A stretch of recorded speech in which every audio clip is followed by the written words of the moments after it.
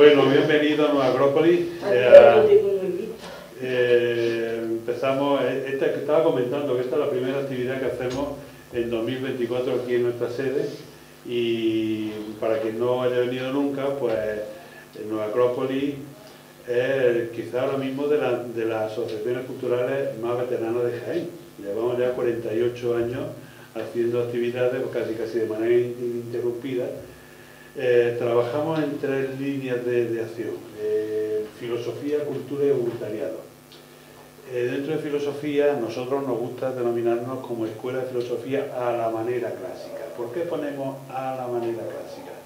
Porque entendemos la filosofía como la entendían los clásicos, como algo que merece, una vez que las ideas se admiten y se incorporan como válidas, pues merece la pena ponerla en práctica para que surtan su efecto. Bueno, y nosotros proponemos, cada vez que hacemos una actividad de filosofía, estamos haciendo cursos, estamos haciendo seminarios, talleres, alguna actividad puntual, pues nos gusta insistir en la idea de que se pongan en práctica todas aquellas reflexiones, aquellos contenidos. Tenemos también la línea de trabajo de cultura. Vamos promoviendo, intentamos promover, como lo que vamos a presentar hoy, diferentes actividades culturales relacionadas con, sobre todo, nos gusta trabajar con la cultura más local, con los elementos culturales más propios. Hay, por ejemplo, un proyecto que tenemos en marcha desde el año 2004, que se llama Mirando por Jaén, y es un proyecto para intentar promover el conocimiento del patrimonio histórico-artístico. Vamos organizando visitas guiadas y juegos en la ciudad, itinerarios que ayuden a conocer el patrimonio histórico-artístico. Y luego, a nivel de voluntariado, aunque todo lo que hacemos es voluntario, porque creemos que efectivamente lo que vamos haciendo es positivo, y los que conformamos Nueva Acrópolis pues nos sentimos identificados con lo que hacemos, pero hay una línea de trabajo que llamamos de manera específica voluntariado, donde vamos poniendo en marcha actividades de voluntariado de tipo social o humanitario. Llevamos cogiendo 14 años, llevamos desarrollando campañas de recogida de juguetes, o aquí mismo en el barrio estamos haciendo meriendas solidarias, pues todos los lunes, miércoles y viernes para familias que están en situación complicada. Y ahora vamos a poner en marcha un proyecto que nos genera mucha ilusión, en el que conectamos la Escuela de Filosofía con las necesidades sociales de mucha gente. Un proyecto que se llama Resurgir, en el que queremos proponer apoyos para gente que pueda sentirse en una situación de derrumbe, para ideas filosóficas que pueden ser muy interesantes para que uno se contemple a sí mismo de otra manera. Está en germen, y con dos compañeras que lo estamos elaborando, pues se pondrá en marcha pues seguramente ya ahora en febrero. Tienen ustedes en la silla una síntesis de lo que hicimos en 2023. Queremos dar cuenta efectivamente de lo que hemos hecho, y ahí aparece lo que hemos hecho en 2023 en esas tres líneas de trabajo que he comentado antes. Y sin más dilación, pues vamos un poco al objeto de la convocatoria. Este año vamos a poner en marcha un nuevo proyecto de voluntariado cultural que hemos denominado Foco Histórico. Se trata de coger y con un tema central, que en este año 2024 va a ser el mundo íbero, por ir desarrollando toda una serie de actividades que, en el caso concreto del mundo íbero, den a conocer características singulares propias de la cultura íbera. Y lo vamos a hacer a lo largo de 2024. Hay 5 actividades, bueno, si queremos contar las de hoy serían 6 actividades, que vamos a ir haciéndolas en meses alternos. Para ello vamos a viajar a distintos yacimientos arqueológicos, vamos a tener vamos a experimentar con cocina íbera, y vamos a tener pues también charlas que nos ilustren sobre el mundo íbero. Hoy vamos a hablar, cuando termine un poco de presentar el foco histórico, voy a hablar de algo que tiene una relación indirecta con el mundo íbero, pero de total actualidad. La experiencia de un voluntario en Cástulo. Cástulo, sabéis que tiene ocupaciones prácticamente del tercer milenio antes de Cristo, pero por lo que más se le conoce por ser una ciudad ibero-romana que se llamaba a sí mismo Cástulo. Bueno, voy a narrar alguna experiencia de voluntariado en Cástulo, pero antes voy a presentar el foco histórico. El 9 de marzo, que es sábado, vamos a hacer una visita guiada precisamente a Cástulo. Vamos a ver con algunos de los arqueólogos que trabajan en Cástulo, nos iremos viendo dentro de Cástulo, que tiene muchas zonas históricamente diferentes. Nos vamos a centrar en una zona que fue la que mejor se conservó de la ciudad íbera. Cuando Cástulo cae en manos de los romanos y Escipión pues ya se hace con la ciudad, no la arrasa porque había llegado a un trato con los gobernantes de Cástulo, se conserva buena parte de la ciudad y hay una zona que han ido identificando los arqueólogos, han ido excavando los arqueólogos, que constituye un poco como el barrio íbero más genuino que quedó y que es el que conoceremos de la mano de estos profesionales, como he dicho, el 9 de marzo, que es sábado. Saltamos a mayo y en mayo vamos a contar con la fortuna de una conferencia de Marcelo Castro. Precisamente el director de Cástulo pues ha tenido bien, lo hemos invitado a que participe y afirmó efectivamente y confirmó su participación y propuso un título que me parece muy interesante. El título tiene título y subtítulo, no quiero que se me olvide nada, pero es una conferencia sobre Jaén íbera, Jaén diversa. Una reflexión sobre el patrimonio histórico y la identidad cultural. El 22 de mayo, en el Salón de la Biblioteca Municipal, tendremos esta conferencia. Saltamos a julio, y en julio os propongo un juego. Hay estudios e investigaciones que han ido profundizando en el conocimiento de la cocina íbera. En base a lo que se ha ido encontrando en muchos yacimientos de los ajuares y los elementos de cocina de los íberos, los elementos de cocinar y de guisar, en base a los restos animales y vegetales que se han encontrado, pues los arqueólogos y cocineros profesionales han ido ideando cómo podría ser la receta que casaran con esos instrumentos de cocina y con esos ingredientes.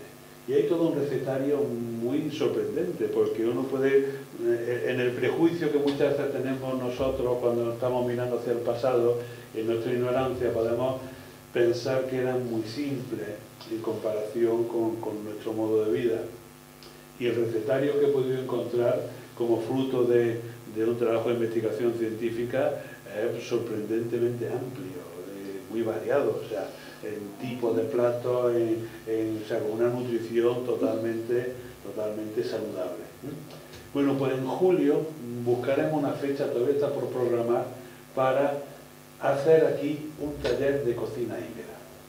Vamos a buscar alguna receta que se pueda hacer aquí, que sea suficientemente apropiada para el verano, y vamos a hacer cocina íbera. Vamos a ver qué comían los íberos, cómo se alimentaban, qué recursos utilizaban, y os va a sorprender, porque si tenemos en cuenta que algunos de los ingredientes fundamentales de nuestra cocina, como el tomate, como son las patatas, como son las judías, vienen de América, tenemos que pensar en una cocina sin esos productos tan característicos de nuestra gastronomía, que evidentemente no se conocían en esa época. Y os va a sorprender. Saltamos a septiembre.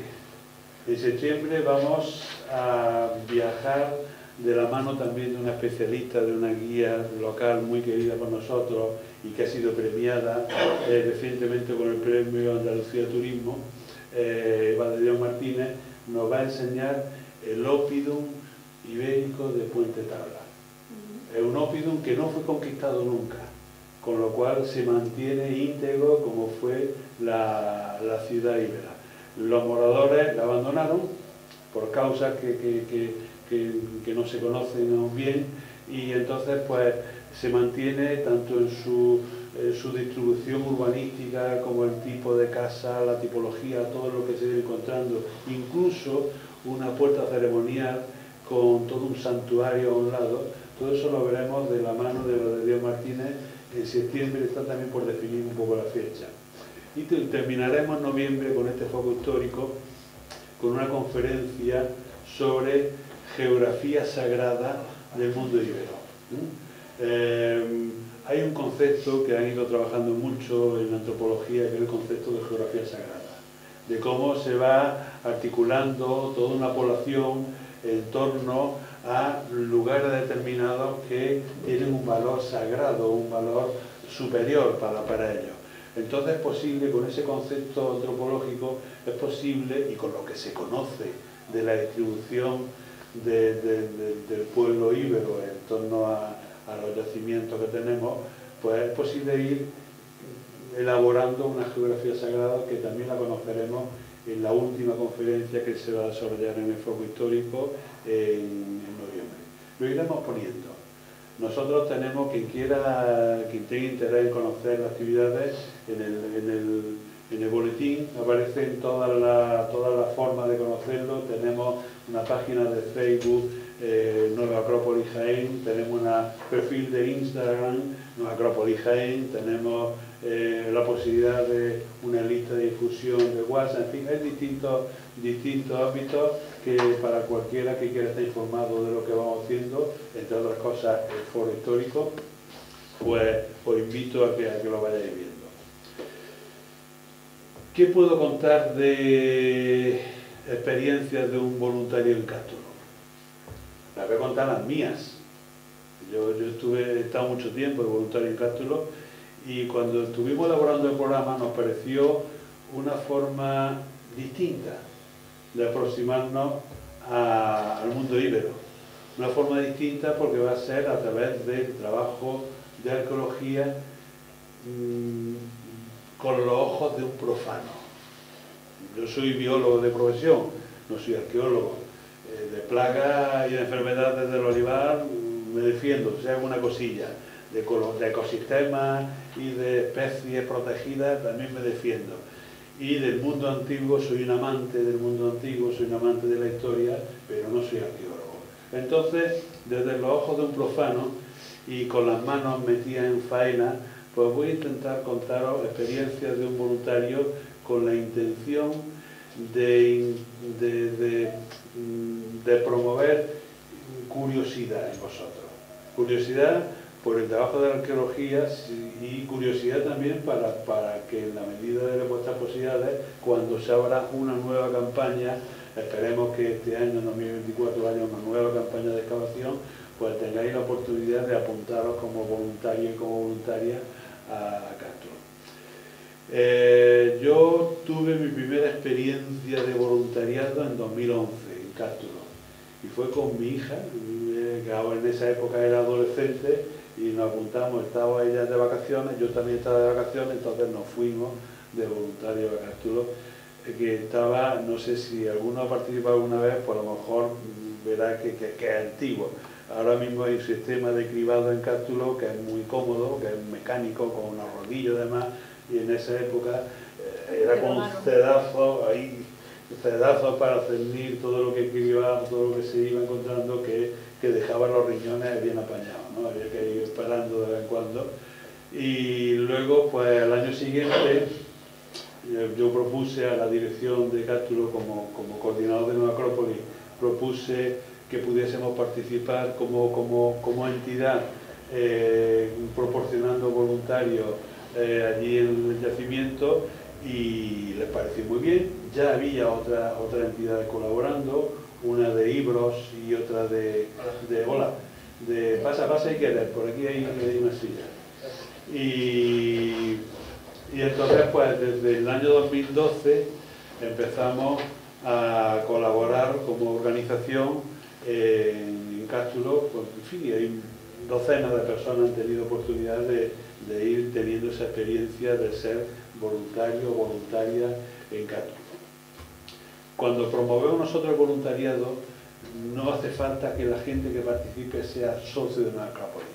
O sea, sencillamente con que alguien que tenga interés por tener esa experiencia, amante del mundo antiguo, como decía, de la arqueología, o en concreto del mundo romano, ¿no? Cuando ya muchos de los elementos que se excavan allí son ya de época romana, pues pueden participar y pueden perfectamente estar. Y soy consciente y testigo de que para mucha gente con la que yo he coincidido estando allí, ha supuesto un impacto muy relevante. Bueno, ¿qué es Cástulo? Cástulo es un conjunto arqueológico, evidentemente. Está cerca de Linares, a unos 6-7 kilómetros de Linares, en dirección a Torre Blanco Pedro, la población antes de llegar a las orillas del Guadalimar. Y Cástulo, que tiene una extensión de unos 60 campos de fútbol, era, en época romana, era la tercera población romana en la península ibérica de mayor importancia, después de Tarraco y de Córdoba. Era la que era más mencionada en las fuentes. Cuando las fuentes mencionaban cualquier aspecto de la Hispania romana, pues era la tercera más mencionada, después de Córdoba y de Tarraco.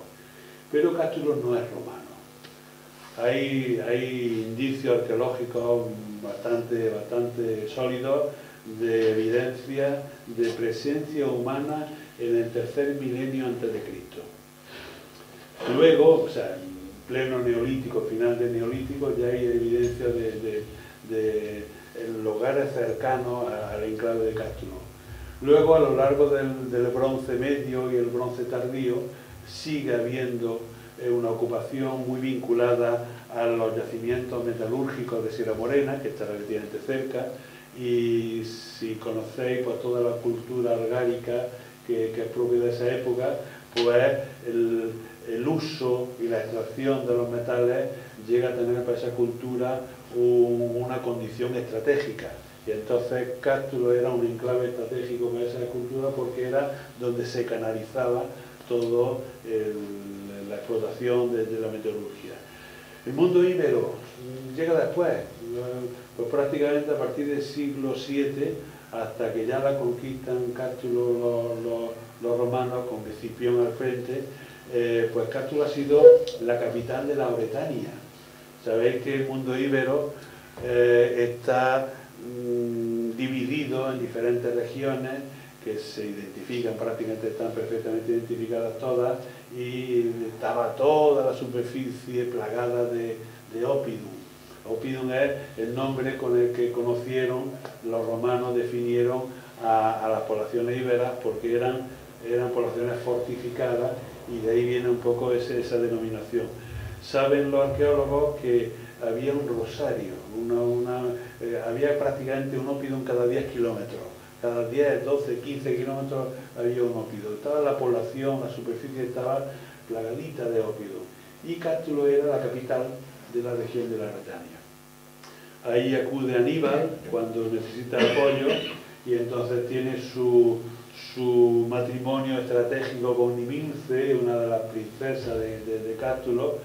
Sabemos que recibe como dote pues, una gran dote, y sabemos que, por ejemplo, uno de los elementos de la dote que recibe Aníbal cuando se desposa con Nimilce son minas de plata en Centenillo.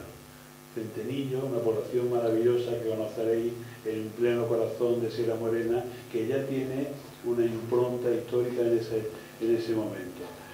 Bueno, Cástulo es conquistado en la Segunda Guerra Púnica, es conquistado por Escipión. Había una población cercana a Cástulo que casi se veía desde los lugares más altos de Cástulo, que era con Liturgi, se me ha olvidado, y la pasan a cuchillo las legiones, completamente arrasada y pasada a cuchillo. Como ejemplo era también una ciudad que se resistía, que estaba aliada de Aníbal, y como ejemplo de lo que le podría pasar a Cástulo, mucho mayor que Imilce en población, pues la destruyen completamente, la pasan a cuchillo, lo contemplan los habitantes de Cástulo y de inmediato sus gobernantes llegan a un trato, se rinden con un trato y eso hace posible que Cástulo no sea destruido. Cástulo no fue conquistado por las armas, estuvo asediado, se sabe dónde estuvieron las legiones, en qué olivar cercano a Cástulo estuvieron las legiones de Escipión hostigando, pero no llega a sufrir los efectos de la guerra y entonces se mantiene pues, prácticamente intacta. Entran los romanos, se establecen, empiezan a construir sus foros, sus edificios principales, sus barrios y respetan mucho de la antigua ciudad íbera, que es justamente lo que veremos el día 9 en la visita guiada que os propongo. Los romanos están allí hasta prácticamente el final del imperio, cuando ya se derrumba el imperio romano en el siglo IV, principios en el siglo V, entre el IV y el V empieza ya a haber, y en el siglo V se derrumba completamente. Tenemos evidencia de Cástulo. Y hay una evidencia que dejó asombrado a los arqueólogos, que fue uno de los primeros edificios comunales del cristianismo primitivo. Cuando todavía no existía la idea de iglesia, no existía la idea del edificio iglesia, y estaba todavía el concepto de basílica como una comunidad, en este caso de creyentes, de cristianos, pues la tipología y la estructura de un edificio de esa comunidad se encuentra en Cástulo. Se encuentra en un lugar muy cercano donde siglos atrás hubo un edificio singular en la época de Domiciano, se cree, en el siglo I, final del siglo I después de Cristo, donde encontramos el mosaico de los amores, que cuando salgáis de la sala os invito a que miráis, porque lo tenemos, la reproducción en el pasillo. Es otro de los hallazgos fundamentales de Cástulo, que se hace en 2012 y que, si acordáis, pues, en esa época pues, fue portada de la revista de National Geographic, en inglés. Es un inglés penoso, entonces no me en cuenta el National Geographic. Es otro de los muchos descubrimientos maravillosos que tiene Cástulo.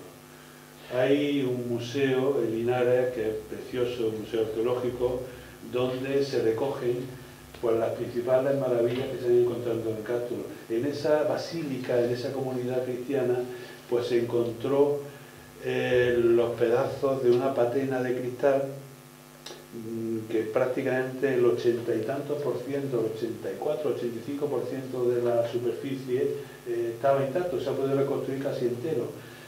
Y aparecen representados San Pedro, San Pablo y el propio Jesucristo a lo grecorromano, sin barba.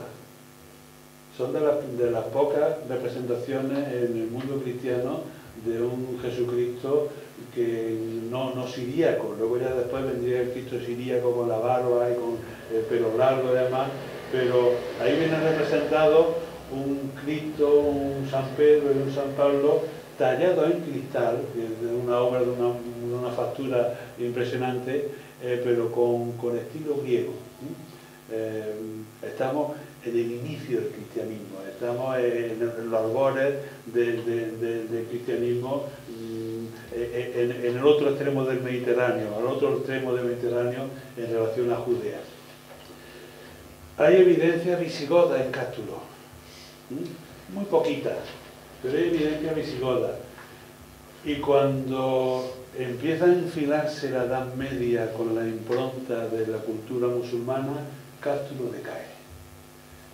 Seguramente por cuestiones agrícolas, por cuestiones vinculadas con el agua, disponibilidad, el clima se ha hecho más seco, Cástulo decae.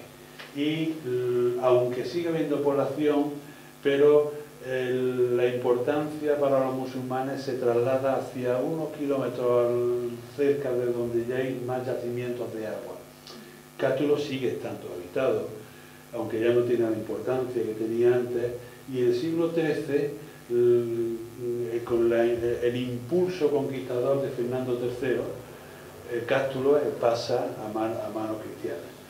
Tenemos un vestigio de Cástulo de época musulmana, que luego fue transformado por los cristianos. El castillo de Santa Eufemia. Al fondo, en una colina que domina ya toda la terraza de Guadalimar, se ve los restos, las ruinas del castillo de Santa Eufemia, que en un principio fue musulmán, con un castillo prácticamente de vigilancia, de frontera, de época seguramente emiral. Y luego cuando los cristianos lo ocupan, pues ya lo dotan de las estructuras características de los cristianos, una torre del homenaje y distintos elementos que acaban siendo abandonados ya en el siglo XV. El siglo XV, Cástulo es nido de bandoleros, nido de gente que se está refugiando de alguna manera, no hay una población establecida, y al final acaba siendo desocupado para evitar, y a partir de ese momento llega el desmonte de Cástulo. Muchos edificios de Baeza se han construido con las piedras de Cástulo. Me imagino que habría una profesión de transportistas que llevasen y fuesen desmontando los edificios, las piedras, los sillares de una ciudad inmensa que en su momento fue la tercera más nombrada por la época de Roma, y prácticamente de Cástulo no quedó nada. Yo soy de Linares y cuando era niño fui con mi padre a Cástulo en alguna ocasión y no había nada, no había nada. Había un poquito que se había excavado en los años 60, en los años 70 y poco más. Había restos de unas termas que se podían visitar.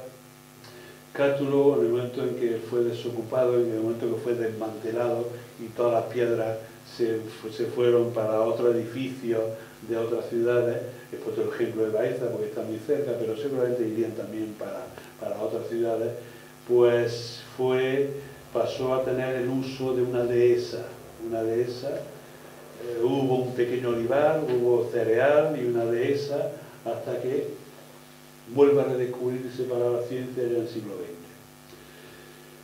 Cástulo es un lugar arqueológico que depende de un relato.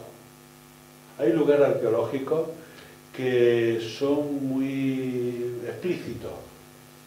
Uno va a Mérida y va pues no sé, me imagino que lo habréis ido, lo habréis visto en imágenes además, uno te mete en el teatro de Mérida y es muy explícito. Siempre hay una historia que contar y siempre se desea que haya un especialista que te cuente la intrahistoria y todo eso, pero de por sí es explícito. Va a Mérida, a Itálica, a muchos lugares que tienen todavía mucha evidencia, y entonces la propia impresión que te produce el lugar ya te está contando algo. En Cástulo no hay nada, no había nada, ahora sí hay. Y Cástulo depende, como no es tan explícito como otros lugares, teniendo una riqueza histórica apabullante, depende del relato. Y ahí hay que quitarse el sombrero ante el equipo de arqueólogos que han sabido construir un relato fascinante, que te envuelve, de cómo se va sucediendo la historia de Cástulo. Hubo un proyecto que fue el que empezó a mover de nuevo en la investigación arqueológica, ya en plena actualidad. En 2010 empezó un proyecto que se llamó Forum MMX, y fue un proyecto financiado con participación de la Universidad de Jaén, de Cultura de la Junta de Andalucía, y la idea que tenían en ese proyecto no era excavar todo Cástulo, porque ahora mismo sería impensable, ¿no?, dada la magnitud de la superficie, 60 campos de fútbol, mucha superficie. Pero ellos querían abrir ojos en el tiempo, querían abrir ventanas en el tiempo, y como ya se había hecho un estudio con un estudio físico de su suelo, con una técnica de exploración de su suelo a través de conductividad eléctrica, tenían más o menos como una especie de radiografía de qué es lo que podía encontrarse, cómo estaba distribuida la ciudad. Y entonces, en base a ese estudio y a la hipótesis que podrían barajar en función de la propia historia conocida de Cástulo, pues fueron eligiendo distintos lugares de la superficie para abrir ventanas a la historia de Cástulo. Así tenemos un lugar en lo que fue la Acrópolis de Cástulo, que fue el último gran barrio íbero, y podemos comprobar en ese sitio, que es una de las colinas de Cástulo, pues cómo era el mundo íbero. Hay otro ojo abierto a la influencia cartaginesa, porque se ha encontrado una torre de defensa en lo que sería la Acrópolis cartaginesa, donde cuando estaban los dominadores cartagineses controlando al pueblo íbero, pues estaban en una especie como de ciudadela un poco más aislada del pueblo, y se ha encontrado una torre cartaginesa bastante bien conservada que, tal y como dicen los especialistas, es de las mejores evidencias de ese género que hay en el mundo, de factura cartaginesa. Encontraron, han abierto huellas en distintos momentos de la ocupación romana, pues casi el inicio de la ocupación romana, en plena república todavía. Se encontró los indicios de una puerta que parece ser que tuvo unos fines ceremoniales, unos fines rituales, fue como una especie de puerta de la victoria, con unos leones en la puerta. Uno de ellos se encontró y se puede ver en el museo, un león fantástico, que reproduce la idea de conquista que hace Roma sobre los cartagineses, porque se ve el león que está dominando una persona con restos africanos, ¿no? Entonces, en alusión al origen africano de los cartagineses. Encontramos también muchos restos del siglo I, en la época de Domiciano, de la época del Foro. Se ha encontrado un edificio tremendo, de grande, una superficie de más de 1000 metros cuadrados, que sería un templo, con una serie de imágenes. Se han levantado los pilares de la fachada para hacer una idea de cómo podría ser la magnitud de ese templo. Se conoce dónde estaba el Cardus y el Decumanus. Sabéis que en la ciudad romana, aunque esta no fue de fundación romana, pero cuando llegan los romanos, pues intentan ajustarla a su canon, y los romanos construían, eran muy cuadriculados, en el sentido, por lo menos a nivel urbanístico, y establecían una cruz, que sería la cuadrícula, la medida de la cuadrícula de la ciudad.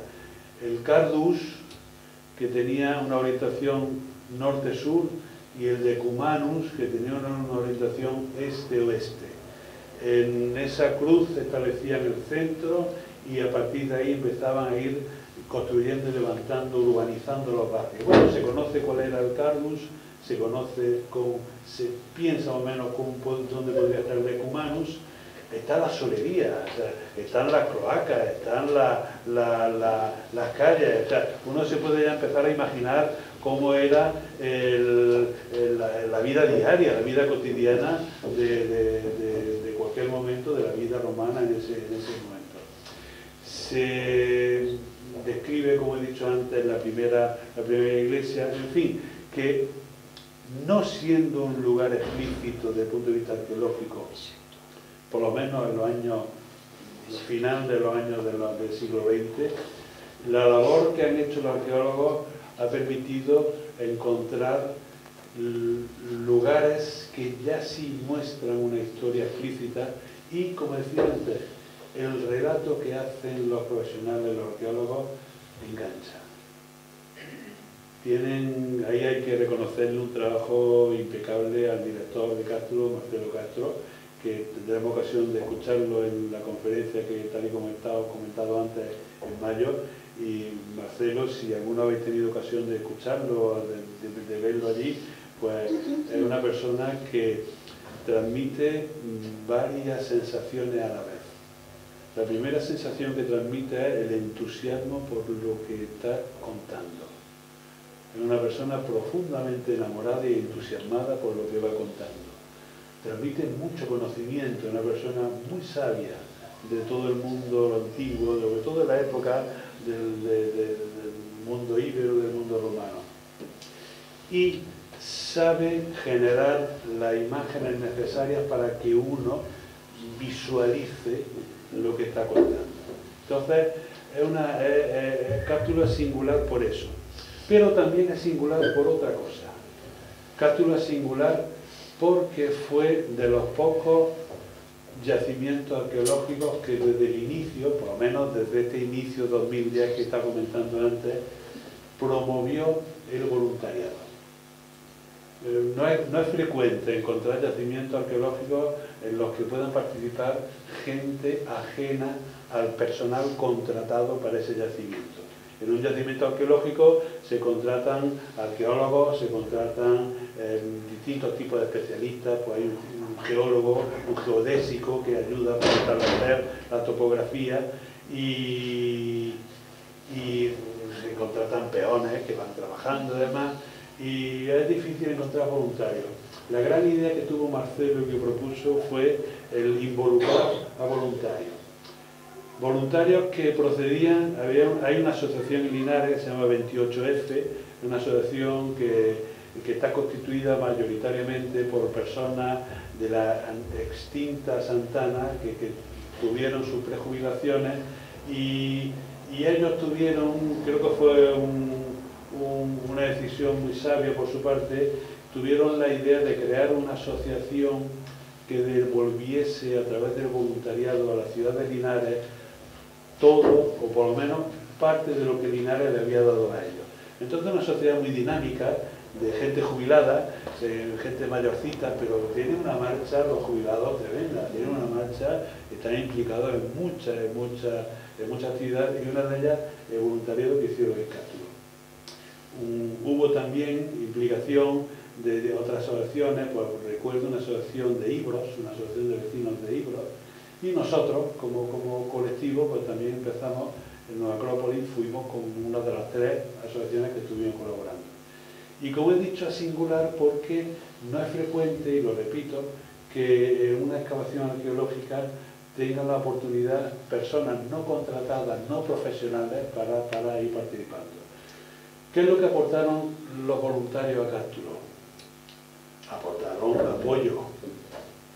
Había muchos voluntarios trabajando, incluyendo estudiantes de la Universidad de Jaén, estudiantes del ciclo de Historia y de Arqueología, que estuvieron, todos los años han ido estudiando. La Junta ha llegado a organizar un campo de trabajo en agosto con gente de toda España, y los voluntarios, que ha habido muchos, han aportado trabajo. Cátulo tiene otra singularidad en la excavación arqueológica, y es que todo se criba. Vamos a ponernos en contexto. Lo antiguo está abajo. Hay que excavar y hay que ir viendo lo que hay oculto en la tierra, indicios del pasado que pueden estar ocultos en la tierra. Y a diferencia de otros lugares, en Cátulo todo se criba. Se han ido encontrando cientos de miles de elementos, de utensilios, que tienen significado para los arqueólogos. Muchos de ellos no son vistosos. Fragmentos de vasija, de seda, elementos metálicos, huesos de animales, de restos de comida. Muchos no tienen valor museístico para verse, pero sí han proporcionado una información tremenda a los investigadores, porque todos los cientos de miles de objetos han sido ubicados, han sido tratados y se le ha dado una orientación, un sentido. Entonces los voluntarios han proporcionado una capacidad de trabajo muy potente. cuando todo se podía excavar. Y evidentemente ahí está lo que se ha conseguido en Cástulo, que no se ha conseguido en otros yacimientos. Pero ¿qué más ha conseguido Cástulo con los voluntarios? Que la población se apropie de Cástulo, que haya mucha gente que haya generado un vínculo con Cástulo. Muchos vecinos, vecinas, muchos de ellos sin grandes estudios académicos, trabajadores que ya están jubilados o que ejercen su profesión y que a lo mejor no hubiesen tenido la posibilidad de tener un contacto con la historia, con el mundo antiguo, nunca. Y sin embargo, el hecho de haber estado participando en Cástulo le ha proporcionado un vínculo. Y eso hizo que Linares poco a poco fuese volviéndose hacia Cástulo. Hay mucha gente de Linares que ha estado haciendo voluntariado en Cástulo. Y eso fue muy inteligente por parte de Marcelo y del equipo que tomase la dirección y la decisión de hacerlo. Porque a partir de ese momento Cástulo ha dejado de ser el sitio que yo conocí de niño, donde iba la gente con los detectores de metales a robar monedas, a quedarse con monedas, a ser algo mimado por Linares. Sabéis que existen desde hace unos años las fiestas ibero-romanas, donde mucha gente participa, reviviendo, vistiéndose de la época, reviviendo diferentes escenas en diferentes lugares de la ciudad. Se ha ido representando incluso obras de teatro en Cástulo. Entonces ha habido un vínculo muy interesante, y el germen de ese vínculo fue el voluntariado que se hizo en Cástulo, lo cual creo yo que denota pues, mucha inteligencia por esa parte. Hay también otro rasgo característico del voluntariado en Cástulo, y es que los arqueólogos te hacen partícipe. Los arqueólogos, en general, muchos de ellos tenían un trabajo temporal, y eran jóvenes, eran especialistas, científicos, pero que no eran, digamos, titulares, como pueden ser los más veteranos. Pero todo el mundo te hacía partícipe. Todo el mundo te contaba la última hipótesis que creían de ese sitio, de ese otro, y todo el mundo incluso pedían opiniones. Decía, ¿qué te parece esta idea? Y cuando llegaban profesionales de otros ámbitos que podían tener otra perspectiva digna de tener en cuenta, lo acogían. Me contaron una anécdota. En un lugar encontraron restos humanos de época visigoda, por el tipo de villa que tenían en el cinturón. Y los restos humanos estaban de cualquier manera. No estaban depositados como si fuese, pues, no sé, un enterramiento, no sé qué. Entonces me contaban, porque estaba un arqueólogo, Marcelo me lo contó, estaba Marcelo pues, con unos visitantes que resultaban ser investigadores policiales jubilados. Y entonces le dice, tiene toda la pinta de cómo se queda un cadáver cuando lo ajustician. Y eso le dio una idea de, pues es posible que efectivamente en plena época visigoda, donde ya no había ley, donde ya no había población estable, donde ya había, pues se hubiese encontrado el cuerpo de un asesinado, que se queda desmadejado y que se queda de cualquier manera.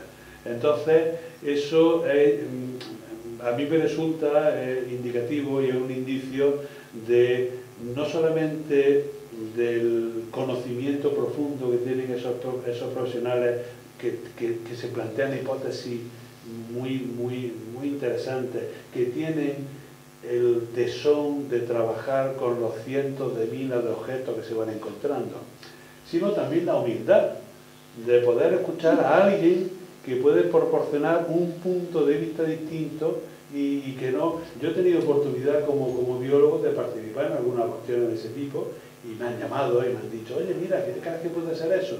Recuerdo una vez, estoy ya con anécdotas de voluntariado, Recuerdo una vez que estaba con unos compañeros que habían venido, habíamos organizado en Nueva Acrópolis una semana internacional y vinieron compañeros de Francia, de Israel, de Austria, de diferentes lugares. Y teníamos todos asignados un lugar donde estábamos excavando, y de buena primera llega una arqueóloga jovencita y me llama: Manuel, ven rápidamente. Y me lleva al otro extremo de Castro, y con el calor, venga rápido, y con la que estaba cayendo. Y me enseñan unos restos animales que me quedé sorprendido. Digo, ¿y esto? Había una garra gigantesca al lado de un templo que habían ubicado los romanos, donde estaba la torre cartaginesa. Y una garra que se me antojó de entrada como de león, pero luego lo descarté rápidamente porque era como una mano. ¿Y sabéis quién tiene unas manos gigantescas? Los osos. Era una garra de oso. Luego lo corroboré, eché fotos y lo corroboré luego en la base de datos de imagen, además, de cómo es la... Y entonces, pues, alguien llegaría y habría dado como ofrenda, pues que había capturado un oso, cuando en esta latitud había oso en esa época, y que había llevado a la divinidad que fuese, había llevado su prueba de valentía, su ofrenda de las garras del oso, que estaban además metidas, se habían encontrado en restos de tela, o sea que estaban preparadas para dejarla como ofrenda. Pero quiero decir que tienen los profesionales tienen la sencillez suficiente como para poder preguntarle a otro, y que puedan haber otras opiniones, puedan haber otras... A mí eso me resultó muy interesante, muy digno de encomio, y lo siguen teniendo, lo siguen ocurriendo. Yo he tenido oportunidad, pues, de participar, y me han pedido alguna colaboración, pues por ejemplo, con otro colega, también biólogo, y yo hemos ido... Sabéis que he dicho antes que se criba todo, y hay unos caracolillos pequeñitos, que también se estuvieron separando durante un tiempo en un perfil que era correspondiente al Bajo Imperio, y esos caracolillos existen todavía como especie, los pudimos identificar, y esos caracolillos viven con unas condiciones climáticas concretas, siguen existiendo, insisto. Y esa especie tienen requerimientos más húmedos que los que hoy en día existen en esa zona. Quiere decir que el clima que tuvo que haber en esa época, en el Bajo Imperio, tuvo que ser forzosamente mucho más lluvioso, mucho más húmedo. Y con un clima más húmedo, la agricultura ofrece otras posibilidades, los recursos ofrecen otras posibilidades, la propia estructura social tiene otras posibilidades.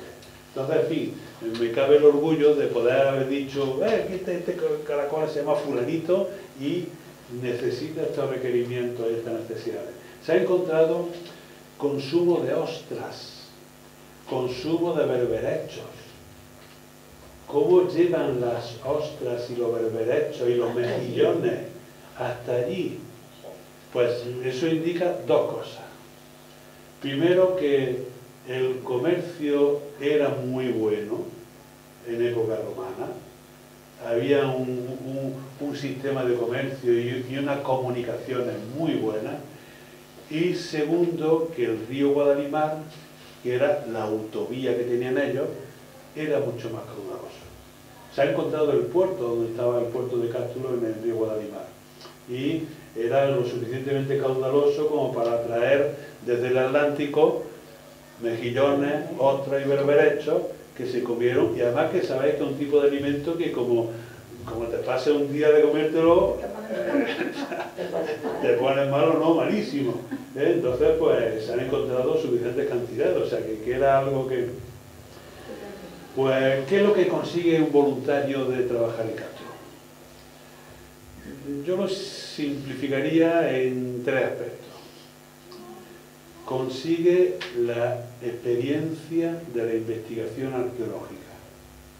Estás participando en primera línea en la investigación arqueológica. Eres Indiana Jones. Bueno, no, el que ayudaba a Indiana Jones eres. Entonces, pues, es una experiencia muy bonita, sobre todo para la gente que le gusta la historia y el mundo antiguo, es una experiencia muy bonita. Tiene un contacto con la historia muy diferente a cualquier otro, por dos motivos. Porque estás viendo la historia allí, la estás encontrando, y por la facilidad que tienen los arqueólogos de incluirte en el equipo, de incluirte en su hipótesis de trabajo, de incluirte en lo que ellos piensan, lo que ellos creen que están haciendo. Hipótesis que creen que van a un sitio y luego encuentran otra cosa que se la echa por tierra 100%. Ellos hacen broma de cómo tienen que estar continuamente corrigiendo la hipótesis, porque continuamente están encontrando cosas que le echan por tierra, lo cual también habla mucho de la honestidad como científicos que son. Entonces, el voluntario se encuentra un contacto con la historia muy diferente a cualquier otro. Y luego una convivencia muy alta, son experiencias muy gratificantes las que se tienen allí con gente, no solamente ya con los especialistas, con los que están, sino también con gente que va de voluntario de otra manera. He comentado antes gente de la asociación, personas vinculadas a la asociación 28F de Linares, que muchos de ellos pues casi todos ellos son personas jubiladas, y cuando va gente joven que está compartiendo penalidades, entre comillas, con gente que a lo mejor podría ser su abuelo, pues se establecen conexiones y sensaciones muy interesantes. Por último, ¿cuál es la jornada de un voluntario? Pues si eres la primera vez que vas, te reciben en el centro de recepción de visitantes. Y allí Marcelo, generalmente siempre suele ser Marcelo, sientan en un sitio que tienen una especie de saloncito, un poco más o menos como este, donde te hacen una proyección que tienen preparada, con reproducciones en 3D de cómo sería la ciudad de Cástulo, y te va metiendo un poco en faena, te dan la bienvenida, y luego Marcelo pone mucho empeño en que toda la gente que va a trabajar a Cástulo, por lo menos el primer día, tenga un tour sencillo, pero lo más completo posible por Cástulo, para que veas dónde está. Y él mismo enseña pues, el mosaico de los Amores, la torre cartaginesa, la basílica paleocristiana, el templo donde están trabajando ahora, un barrio judío, que han encontrado un barrio judío, parece es de los vestigios documentados arqueológicamente más antiguos de los judíos en Occidente. Había mucho interés por parte del gobierno de Israel de tener información, porque eso a ellos les importaba mucho. Bueno, una vez que ya conoces, llega la persona encargada de prevención de riesgos laborales y te da las instrucciones necesarias para evitar riesgos laborales. Te proporcionan tus guantes, te proporcionan mascarillas para no aspirar polvo, y ya está, y te dicen, y te van ubicando. ¿Qué trabajo puede hacer un voluntario allí? Los trabajos de machaca. No somos especialistas, evidentemente, no nos van a poner a hacer cosas especialistas. Pues ayudamos a ir cribando todo lo que se va cogiendo yo he hecho un poco la broma del primer año que estuve con el cedazo, revienta riñones, pero luego se idearon una especie de cedazos, pero que están sobre tableros con rodillos, y entonces se cierne muy bien, y te van enseñando un poco qué es lo que tienes que retirar. Pues las teselas, los fragmentos de vidrio, los fragmentos de cerámica, los fragmentos de obra, no sé, elementos mecánicos que aparecen, restos animales que van apareciendo, todo eso se va catalogando, y tú estás allí trabajando. También te pueden poner a limpiar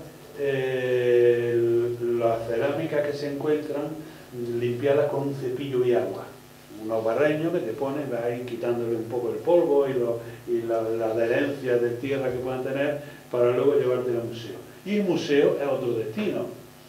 O sea, una persona que no esté en condiciones de estar en Cástulo por el rigor del clima, por el polvo, tiene la opción de ir al museo Y en el museo, también con más científicos, pues hay mucho trabajo de ir clasificando piezas, echándole fotos, en fin, tareas que también son muy gratificantes porque estás viendo otra parte del trabajo que ya empezar a preparar el material para que luego los científicos vayan documentando. Las jornadas son para los que vamos voluntarios de 8 a 12 y luego de 12 a 2 se quedan los que están cobrando. Hay peones que están contratados, especialistas que están contratados y luego pues a las 12 pues ya nos despiden, ya no tienen que echar porque quieren que en esa hora, pues, estamos hablando de verano. El verano, en los meses de julio y agosto, septiembre, que a veces también las condiciones son duras. Días de 40 grados, de 40 y tantos grados, que tienes que estar muy hidratado, tienes que ir con una ropa que sea para estar en la zona de campo. Allí hay mucho polvo, hay mucho para comer, evidentemente, y se puede hacer un poco duro. Por eso está la opción del museo, para la gente que no puede aguantar eso, pero en fin, se acostumbra uno y la verdad es que se viven experiencias muy interesantes. Yo puedo recomendaros que vayáis. Como he dicho antes, desde el año 2011 empecé a ir allí, fue de casualidad con mi hija, que mi hija estaba aburrida y me la llevé, vi que entonces, oye, vamos por aquí. Y nos encontramos allí y me resultó muy interesante, muy positivo. He tenido oportunidad de acompañar a mucha gente joven a Cástulo y se han llevado un impacto pues, de todo lo que se percibe. Y os aconsejo que vayáis, si tenéis oportunidad, si este año se abren de nuevo la posibilidad de proyectos, de excavación, pues tanto bien para el museo, si uno no puede estar en el campo, bien para la excavación pura y dura, pues aconsejo que vayáis porque es una experiencia muy interesante. Bueno, y esto es lo que tenía previsto contaros, las batallitas mías en relación a Cástulo. Recordaros que el proyecto El Foco Histórico, que es la primera vez que lo ponemos en marcha aquí, lo han hecho otros compañeros en otras ciudades y entonces nos hemos copiado y va a desarrollarse durante todo el año. Vamos a tener una visita guiada a Cástulo el 9 de marzo. En mayo vamos a tener el 22 de mayo una conferencia de Marcelo Castro precisamente en el salón de la biblioteca. En julio el juego que vamos a hacer con la cocina y con los platos de la cocina íbera. Pues buscaremos, como he dicho antes, algunas recetas de las que están investigadas por los investigadores que puedan ser apropiadas para esa época del año. En septiembre, con Eva de Dios, nos iremos a conocer el Oppidum de Puente Tabla, que es íntegro ibérico, puesto que, como he dicho antes, no fue ocupado, no fue tomado por la fuerza, entonces no ha sufrido cambios ni distorsiones. Y terminaremos en noviembre con una charla que procuraremos que sea también en el Salón de la Biblioteca sobre geografía sagrada del mundo íbero en la provincia de Jaén. Esto es todo lo que quería contaros. Pues no sé si ahora, si queréis, podemos charlar tomándonos un ágape, un aperitivo, aquí al lado, unas patatillas, unos refrescos, una cervecilla, y vamos comentando y hablando de lo que queráis. Muchas gracias.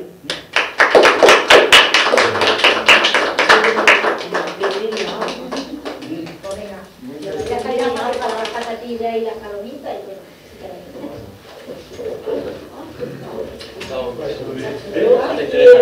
Muy bien.